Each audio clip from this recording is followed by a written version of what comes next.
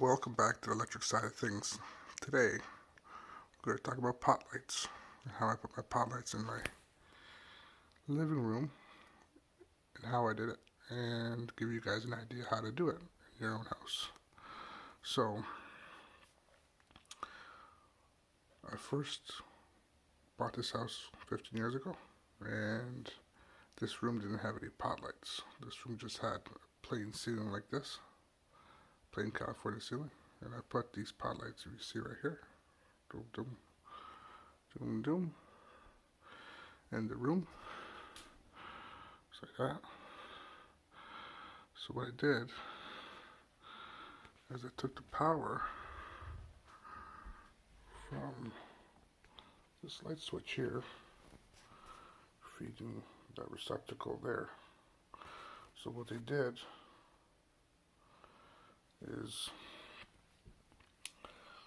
by code in Ontario or Canada, you don't have to have a light in a room, but you have to have a switchable switchable receptacle.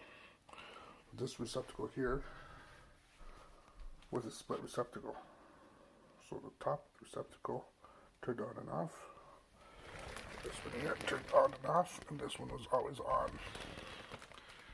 And it was controlled by this switch here.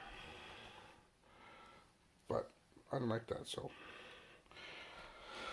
I changed it. So from this receptacle to that switch there's a three-way wire. So the power is fed from the other receptacle on the wall to this receptacle. Then there's a three-way wire that feeds the bottom receptacle.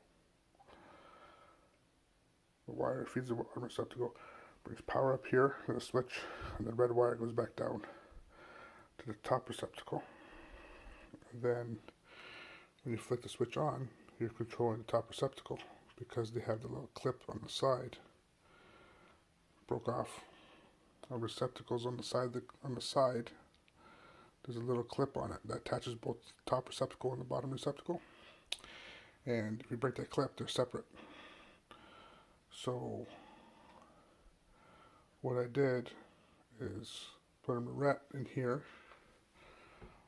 on the red wire that was feeding back. Took that receptacle out, put a regular receptacle in, red the red wire. So I knew the power was feeding to the switch, so the power was feeding from the switch I used for the lights. Whenever you're switching power, you never switch to neutral. You always switch to power wire.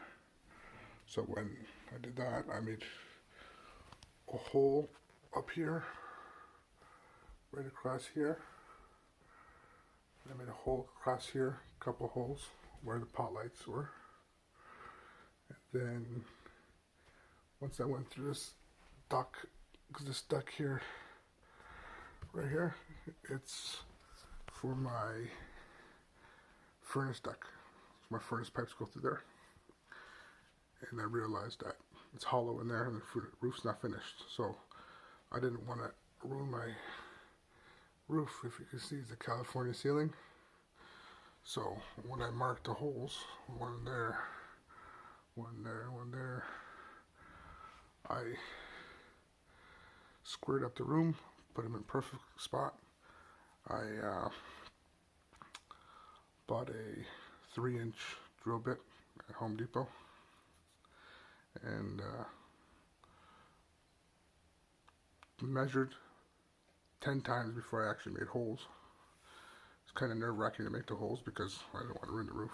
So I made the holes. And then what I did is each pot light, from this one here and this one here, there's a wire that goes to here, goes back, goes to those two, goes to that one, goes to that one. Same with these two here. They're all attached, and they go back to this receptacle. My studs go this way because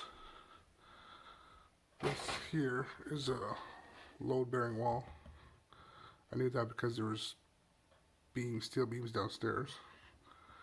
And then I attached the black with the black, the white with the white, and then grounded it in each spotlight to come in little boxes. Over here, I had a problem because right here upstairs is a washroom, and in the little spots there's pieces of wood blocking because it reinforces the floor. So I had to buy a special drill bit at Home Depot, a 6-foot drill bit. It's bendable, and I stuck myself one up the hole, drilled the hole through the side. When it came through, you could hook the wire up to the back of it, and it pulls the wire with it. So I had to do that over there. So that's my idea. I hope you guys like it. Sorry that you didn't see me do it, but I did this before I was even an electrician. This was a DIY at home project.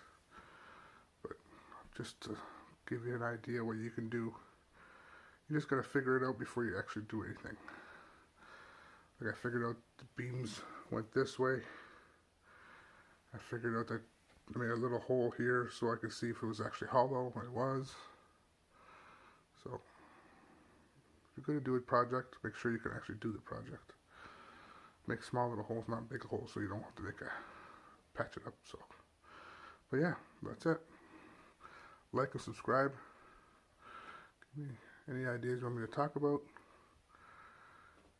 You should only do this if you're a competent electrician.